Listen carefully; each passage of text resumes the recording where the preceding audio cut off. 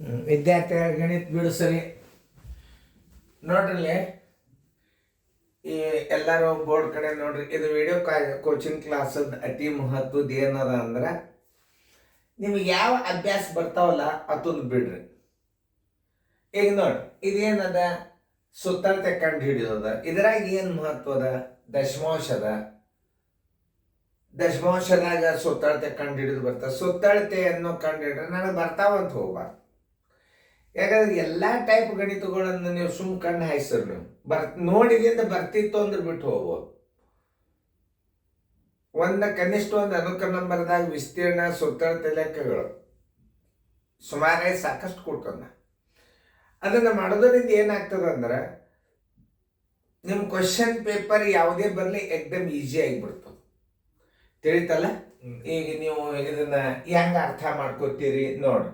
ಅಮಿತನು ತನ್ನ ಅಡುಗೆ ಮನೆಗೆ ಚೌಕಾಕಾರದ ಟೈಲ್ಸ್ ಹಾಕಲು ನಿರ್ಧರಿಸುತ್ತಾನೆ.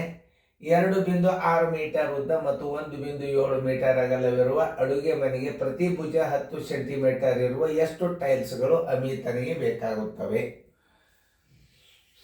ಟೈಲ್ಸ್ಗಳ ಸಂಖ್ಯೆ ಬರೋಬರಿ. ವರ್ಗಾಕಾರದ ಟೈಲ್ಸ್ ಭುಜ ಗುಂಡ್ಲೆ ಭುಜ ಒಂದೇ ಅಳತೆ ಕೊಟ್ಟಿದ್ದ ಅಂದ್ರೆ ಅದನ್ನ ಚೌಕಾಕಾರದ ಟೈಲ್ಸ್ ಅಂತ ತಿಳ್ಕೊಬೇಕು. ಎದರದ್ದು ಚೌಕಾಕಾರದ ಟೈಲ್ಸ್ ಅದಕ್ಕೆ ಅಡಿಗೆ ಮನೆಗೆ ಚೌಕಾಕಾರದ ಅಡಿಗೆ ಮನೆಗೆ ಹಾಕಬೇಕಂತ. ಅಡಿಗೆ ಮನೆ ವಿಸ್ತೀರ್ಣ ಅಂದ್ರೆ ನೆಲದ ವಿಸ್ತೀರ್ಣ. ತನ್ನ ಅಡುಗೆ ಮನೆಯ ವಿಸ್ತೀರ್ಣ ಸರ್ವಸ್ವಾದ ಟೈಲ್ಸ್ಗಳ ವಿಸ್ತೀರ್ಣ. ಮೊದಲ ರೀತಿ ಪ್ರಕಾರ ಗಣಿತ ಕಲೀರಿ. ಶಾರ್ಟ್ ಮೆಥಡ್ದಾಗ ನೀವು ಗಣಿತಗಳನ್ನು ಮಾಡ್ಬೋದು. ನಿಮಗೆ ಅತಿ ಎಕ್ಸಾಮಿನೇಷನ್ ಪಾಯಿಂಟ್ಸ್ ಅಂತ ತಿಳ್ಕೊಂಡು ನಿಮಗೆ ಬುದ್ಧಿ ಸಾಮರ್ಥ್ಯ ಗಣಿತ ವಿಡಿಯೋಗಳನ್ನು ಮುಂದೆ ಲಾಸ್ಟಕ್ಕೆ ಮಾಡಿ ಹಾಕ್ತದೆ. ಯಾಕೆ ಇದರಾಗ ನೀವು ಪರ್ಫೆಕ್ಟ್ ಆಗಿ ಬಿಟ್ಟಿರ್ತೀರಿ, ನಿಮಗೆ ಬುದ್ಧಿ ಸಾಮರ್ಥ್ಯ ಗಣಿತಗಳು ಸಾಕಷ್ಟು ಬರ್ತಾವೆ. ಆಮೇಲೆ ರೀಸ್ನಿಂಗ್ಗಳು ಭಾಳ ಚಲೋ ಮಾಡಿ ನಿಮಗೆ ಅವು ಟಿ ವಿ ಒಳಗೆಲ್ಲರೂ ತೋರಿಸ್ಲಿಕ್ಕಂತಾರ. ದಾವಣಗೆರೆ ಸರ್ ಅವತ್ತೂ ನೋಡ್ರಿ. ಆಮೇಲೆ ಭಾಳ ಚಲೋ ಅದ ಅವ್ರದ್ದು. ನಾನು ನೋಡೀನಿ ರೀಸ್ನಿಂಗ್ಗಳನ್ನು ಭಾಳ ಚಂದ ಎಕ್ಸಾಂಪಲ್ ತಂದೊಳಗೆ ದಾವಣಗೆರೆ ಜಿಲ್ಲೆ ಒಳಗೆ ಶ್ರೀವತ್ಸ ಅಂತ ಸರ್ ವಿಡಿಯೋಗಳು ಚಲೋ ತೋರಿಸ್ತಾರೆ ನೋಡ್ರಿ. ಅವು ಬುದ್ಧಿ ಸಾಮರ್ಥ್ಯ ಭಾಳ ಮಂದಿ ತೋರಿಸ್ತಾರೆ ನೋಡ್ರಿ. ಗಣಿತ ಒಂದು ವಿಶೇಷವಾದಂಥ ಅಭ್ಯಾಸ ಇದು. ಇದನ್ನು ಎಲ್ಲ ನಮೂನಿ ಗಣಿತಗಳು ಬರ್ತಾವೆ ನಿಮಗೆ. ಆಕೃತಿ ವಿಸ್ತೀರ್ಣಗಳನ್ನು ಕಂಡುಹಿಡಿದು ಭಾಳ ಇಂಪಾರ್ಟೆಂಟ್ ಅದ. ಇನ್ನು ಮುಂದೆ ನೆಕ್ಸ್ಟ್ ನಿಮ್ಗೆ ವೃತ್ತಾಕಾರದ ಒಂದಿಷ್ಟು ಮಾದರಿ ಕೊಟ್ಟು ವೃತ್ತದ ವಿಸ್ತೀರ್ಣ ಮತ್ತು ವೃತ್ತದ ಸುತ್ತಳತೆ ಕಂಡುಹಿಡಿಯುವಂಥ ಗಣಿತಗಳು ಬರ್ತಾವೆ. ಇದ್ರಾಗ ನೀವು ಲಕ್ಷ್ಯ ಕೊಟ್ಟು ನೋಡ್ರಿ. ಅಡಿಗೆ ಮನೆಗೆ ಅಂದ್ರೆ ಟೈಲ್ಸ್ಗಳ ಸಂಖ್ಯೆ ಬರೋಬರಿ. ಇದು ಗುರ್ತಿರ್ಬೇಕು ನೀವು. ಟೈಲ್ಸ್ಗಳ ಸಂಖ್ಯೆ ಬರೋಬರಿ. ಟೈಲ್ಸ್ಗಳ ಸಂಖ್ಯೆ ಬರೋಬರಿ ಮಾಡ್ರಿ. ಟೈಮ್ ಕೊಟ್ಟದ ಈಗ ನಿಮಗೆ. ಟೈಲ್ಸ್ಗಳ ಸಂಖ್ಯೆ ಹೆಂಗೆ ಕಂಡು ಹಿಡಿತೀರಿ ಮಾಡೋದಾದ್ರಿಂದ ವಿಡಿಯೋ ಆನ್ ಮಾಡಿ. ಟೈಲ್ಸ್ಗಳ ಸಂಖ್ಯೆ ಬರೋಬರಿ. ನೆಲದ ವಿಸ್ತೀರ್ಣ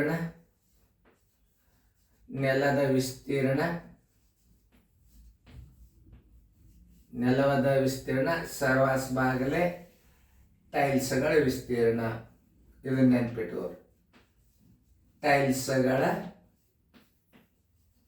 ವಿಸ್ತೀರ್ಣ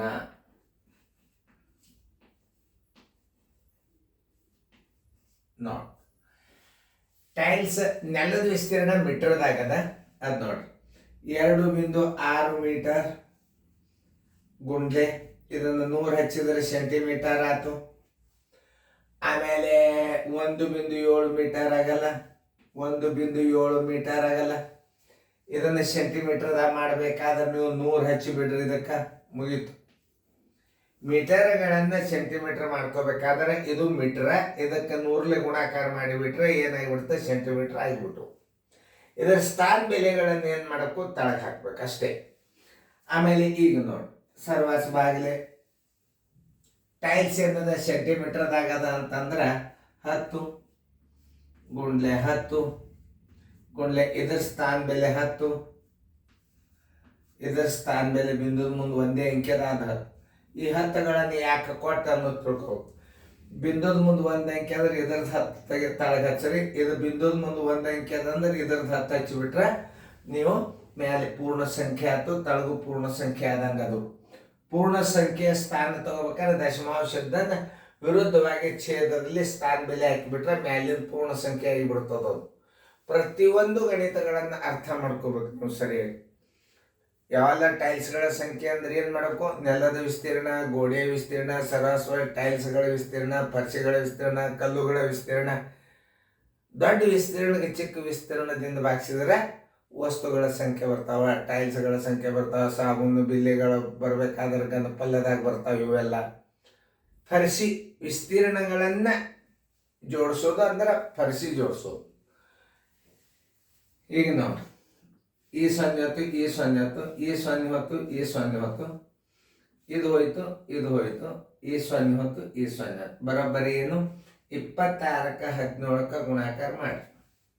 26ಕ್ಕೆ 17ಕ್ಕೆ ಗುಣಾಕಾರ ಮಾಡಿದ್ರೆ ಏನಾಗ್ತದಂದ್ರೆ ಇಲ್ಲಿ ಕಚ್ಚಾದಾಗ ಮಾಡೋನು 26 ಗುಂಡ್ಲೆ 17, 17 ಆರ್ಲೆ 102, 17 ಆರ್ಲೆ 102, ಕೈಲಾವಂತು 10, ಆಮೇಲೆ 17 ಎಳ್ಳೆ 34, 1 10 44, 442 ಪರ್ಸಿಗಳು, 442 ಏನು ಟೈಲ್ಸ್ಗಳು. ಮುಂದಿನ ಲೆಕ್ಕ ಮಾಡ್ರಿ. ಟೈಲ್ಸ್ಗಳು ನೋಡಿ ಫೇರ್ದಾಗ ಬರ್ಕೋಬೇಕು ಸರಿಯಾಗಿ, ಅದು ಭಾಳ ಇಂಪಾರ್ಟೆಂಟ್.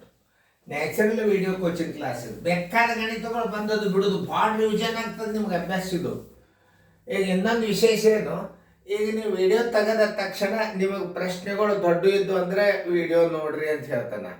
ಸಣ್ಣ ಪ್ರಶ್ನೆಗಳಿದ್ದು ಅಂದರೆ ಶಾರ್ಟ್ ಕಟ್ ಮಾಡಿಕೆಸಿಂದ ನಾ ಪ್ರಶ್ನೆಗಳು ತಿಳಿಯಂಗೆ ನಿಮ್ಗೆ ಮುಖ್ಯ ಅಂಶಗಳನ್ನು ಹಾಕಿ ನಾನು ಪ್ರಶ್ನೆ ಬರೆದಿರ್ತಾನೆ. ಆಮೇಲೆ ವಿಡಿಯೋದಾಗ ಡಿಟೇಲ್ ಪ್ರಶ್ನೆ ಇರ್ತವೆ, ನಿಮ್ಗೆ ಅರ್ಥ ಆಗಂಗೆ ನಾನು ಶಾರ್ಟ್ದಾಗ ಕೆಲವೊಂದು ಮೇನ್ ಪಾಯಿಂಟ್ಗಳನ್ನು ಆಯ್ಕೆ ಮಾಡ್ಕೊಂಡು ಪ್ರಶ್ನೆ ರಚನೆ ಮಾಡ್ಕೊಂಡಿರ್ತಾನೆ ನಾನು ನಿಮಗೆ ತಿಳಿಲಿ ಅಂತ. ವಿಡಿಯೋ ತೆಗೆದು ನೋಡಿದ್ರೆ ಡಿಟೇಲ್ ದೊಡ್ಡ ಪ್ರಶ್ನೆಗಳು ಅಲ್ಲಿ ಅಕ್ಷರಗಳು ಡಿಸ್ಕ್ರಿಪ್ಷನ್ದಾಗ ಕೊಡಂಗಿಲ್ಲ. ಗಣಿತ ಪ್ರಶ್ನೆ ಬರೆಯಾಗ 100 ಅಕ್ಷರಕ್ಕಿಂತಲೂ ಹೆಚ್ಚಿಗೆ ಟೈಪ್ ಆಗಬಾರ್ದು. ಅದರ ಸಂಬಂಧ ನಿಮ್ಮ ಡಿಸ್ಕ್ರಿಪ್ಷನ್ ಬಾಕ್ಸ್ದಾಗ ಬರೆಯೋದ್ರೊಳಗೆ ಏನು ಅವಶ್ಯಕತೆ ಇಲ್ಲ, ವಿಡಿಯೋ ನೋಡಿಬಿಟ್ರೆ ಗಣಿತ ತಿಳಿತಾವೆ ನಿಮಗೆ. ಈಗ ನೋಡಿ, ನೆಲದ ವಿಸ್ತೀರ್ಣಕ್ಕೆ ಟೈಲ್ಸ್ಗಳ ವಿಸ್ತೀರ್ಣದಿಂದ ಭಾಗಿಸಿದ್ರೆ ಟೈಲ್ಸ್ಗಳ ಸಂಖ್ಯೆ ಬಂತು. ಅದೇ ರೀತಿ ಮುಂದಿನ ಲೆಕ್ಕ ಏನದ ಅಂತಂದ್ರೆ, ಒಂದು ಕಾರ್ಪೇಟದ ಉದ್ದ 6.6. ನೋಡ್ರಿ ಇದೆಲ್ಲ ಇದು ಏನು ಮಾಡ್ಬೇಕನ್ನೋದು ಅರ್ಥ ಮಾಡ್ಕೋಬೇಕಾಗ್ತದೆ ನೀವು. ಇದು ಏನು ಮಾಡಬೇಕು ನೋಡಿ, ಎಂಥ ವಿಶೇಷವಾದಂಥ ಗಣಿತಗಳು ಇರ್ತಾವೆ. ಸುತ್ತಳತೆ ಒಂದು 2 ತಿಳಿಸಿಬಿಟ್ರೆ ನಿಮಗೆ ಅಭ್ಯಾಸ ರಿವಿಷನ್ ಆಗೋದಲ್ಲ. ಇದು ಕಾಂಪಿಟೇಟಿವ್ ಎಕ್ಸಾಮ್ಗೆ ಅತಿ ಇಂಪಾರ್ಟೆಂಟ್ ವಿಡಿಯೋಸ್ಗಳು ಇವು.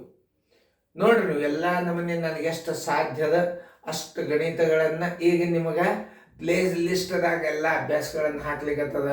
ನೀವು ಯೂಟ್ಯೂಬ್ ಚಾನಲ್ ಓಪನ್ ಮಾಡಿದಿಂದ ಪ್ಲೇ ಲಿಸ್ಟ್ ಅಂತ ಬರ್ತದೆ. ಆ ಪ್ಲೇ ಲಿಸ್ಟ್ದೊಳಗೆ ನೀವು ಹೊಡೆದ್ರಿ ಅಂದ್ರೆ ಪ್ರತಿಯೊಂದು ಅಭ್ಯಾಸದ 50, 40, 25 ವಿಡಿಯೋಗಳು ಇರ್ತಾವೆ. ಅದನ್ನ ಹಿಂಗೆ ಅಡ್ಡಿಡಿದು ಬಿಟ್ಟರೆ ಪ್ರಶ್ನೆಗಳು ಎಲ್ಲ ಕ್ಲಿಯರ್ ಬರ್ತಾವೆ. ನಿಮ್ಮ ಬರೋ ಗಣಿತಗಳು ಬರಲಾರ್ದ ಗಣಿತಗಳು ನೋಡಿಕೊಂಡು ಅಭ್ಯಾಸ ರಿವಿಷನ್ ಮಾಡಿರಿ, ಕ್ರಮಬದ್ಧವಾಗಿ ನೋಡ್ರಿ. NCB 01 ಅಭ್ಯಾಸ ಮಾಡ್ಬೇಕು ನೀವು. ಅಂದರೆ ನಿಮಗೆಲ್ಲ ಬಾಧ್ಯತೆ ಮೂಡುವ ಸಂಖ್ಯಾ ಪದ್ಧತಿಗಳು, ಸ್ಥಾನ ಬೆಲೆ, ಆಮೇಲೆ ಏಕೀಕ್ರಮ, ಎಡಕೀಕ್ರಮ, ಭಿನ್ನ ರಾಶಿಗಳು, ಕೂಡಿಸೋದು, ಸಮಾನ ಭಿನ್ನ ರಾಶಿ ಎಲ್ಲ ಲೆಕ್ಕಗಳು ನಿಮ್ಗೆ ಸಿಗ್ತಾವೆ. ಈಗ ಒಂದು ಕಾರ್ಪೇಟದ ಉದ್ದ 6.60 ಮೀಟರ್, ಅಗಲ 3.75 ಮೀಟರ್ ಇದೆ. ಕಾರ್ಪೇಟ್ ಸುತ್ತಲೂ ಲೇಸ್ ಹಾಕಬೇಕಾಗಿದೆ. ಆ ಲೇಸಿನ ಉದ್ದ ಕಂಡು ಹಿಡೀರಿ. ನೋಡ್ರಿ ಹೆಂಗದ ವಿಶೇಷ, ನೀವು ಮಾಡ್ರಿ, ಮಾಡೋದಾದ್ರಿಂದ ತಿಳಿಸ್ತೀನಿ ನೋಡ್ರಿ. ಲೇಸಿನ ಉದ್ದ ಕಂಡು ಹಿಡೀರಿ ಅಂದ್ರೆ ಅದು ಸುತ್ತಳತೇನೆ. ಲೇಸ್ ಹೆಂಗಿರ್ತದೆ, ಒಂದು ಜಮಖಾನಿ ದಂಡಿಗೊಂಟ ಲೇಸ್ ಕಟ್ಟಬೇಕಾಗ್ಯದಪ್ಪ ಅಂತಂದ್ರೆ ಫೋಟೋ ಕಟ್ ಹಾಕೋದಿತ್ತಂದ್ರೂ ಸುತ್ತಳತೆ. ಆಮೇಲೆ ಕಾರ್ಪೆಟಕ್ಕೆ ಸುತ್ತೊಡೋದು ಹಿಂಗೆ ನಾವು ಹೆಣಿಕೆ ಹಾಕೋದು ಅದಕ್ಕೆ ಏನಂತಾರೆ, ಸುತ್ತಳತೆ ಅಂತಾರೆ. ಸುತ್ತಳತೆ ಹೇಳಿಲ್ಲ, ಈಗ ನೀವು ಸುತ್ತಳತೆ ಅಂತ ತಿಳ್ಕೊಬೇಕು. ಅದಕ್ಕೆ ವಿಶೇಷ ಇರ್ತಾವೆ ಗಣಿತಗಳನ್ನ, ಪ್ರತಿಯೊಂದು ಗಣಿತಗಳನ್ನು ಕಣ್ಣು ಹಾಸರಿ. ಈಗ ಒಂದು ಕಾರ್ಪೆಟದ ಉದ್ದ 6.60 ಮೀಟರ್, ಅಗಲ 3.75 ಮೀಟರ್ ಇದೆ. ಕಾರ್ಪೆಟ್ ಸುತ್ತಲೂ ಲೇಸ್ ಹಾಕಬೇಕಾಗಿದೆ. ಲೇಸಿನ ಉದ್ದ ಎಷ್ಟು ಅಂದ್ರೆ ಸುತ್ತಳತೆ. ಉದ್ದ ಅಗಲಗಳ ಅಳತೆ ಬೇರೆ ಅದ. ಆಯತದ ಸುತ್ತಳತೆ ಅಂತ ಬರ್ಕೋರಿ. ಆಯತದ ಸುತ್ತಳತೆ ಬರೋಬರಿ 2 ದುಂಡಕೌಂಸ್ ಉದ್ದ ಪ್ಲಸ್ ಅಗಲ. ನೋಡಿ 2 ದೊಡ್ಡ ಕೌಂಸ್ 6.60 6.60 ಪ್ಲಸ್ 3.75 ಆಮೇಲೆ ದಶಮಾಂಶಗಳನ್ನು ಕೂಡಿಸ್ಬೇಕು, ಗುಣಾಕಾರ ಹಾಕಬೇಕು.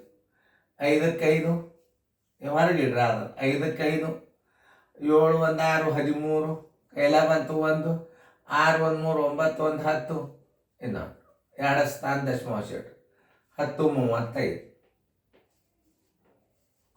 ನೋಡ್ರಿ ಹೆಂಗ 10 2 20 ಸುಮ್ಮನೆ ಹೇಳ್ತಾನು 35 2 70 ನೋಡ್ರಿ ಹೆಂಗೆ ಮಾಡೋದು ನೀವು ತಿಳ್ಕೊಬೇಕು. ಎದುರಾಗದ ಇದು ಮೀಟರ್ ಇಷ್ಟು ಬೇಕು ನೋಡಿ. ಲೇಸಿನ ಉದ್ದ 20.70 ಮೀಟರ್ ಬೇಕು. ತಿಳಿತಾ? ಆನ್ಸರ್ ಇಸ್ ಟು ಲೇಸಿನ ಉದ್ದ ಬರಬರಿ 20.70 ಮೀಟರ್. ನೀವು ಮಾಡಿದ್ರೆ ಫೇರ್ದಾಗ ಬರ್ಕೋರಿ, ಚಂದಂಗೆ ಬರ್ಕೋಬೇಕು. ಗಣಿತಗಳನ್ನ ಸರಿಯಾಗಿ ತಿಳ್ಕೊಬೇಕು. ಗಣಿತಗಳನ್ನ ಸರಿಯಾಗಿ ತಿಳ್ಕೊಂಡ್ರಿ ಅಂತಂದ್ರೆ ನಿಮಗೆ ಭಾಳ ಈಜಿ ಆಗ್ತದೆ. ನೋಡಿ ಎಲ್ಲ ನೋಡಿ ಸುತ್ತಳತೆ ನೋಡಿದ್ರೆ ಹೆಂಗೆ ಅನಿಸ್ತದೆ ನಿಮಗೆ?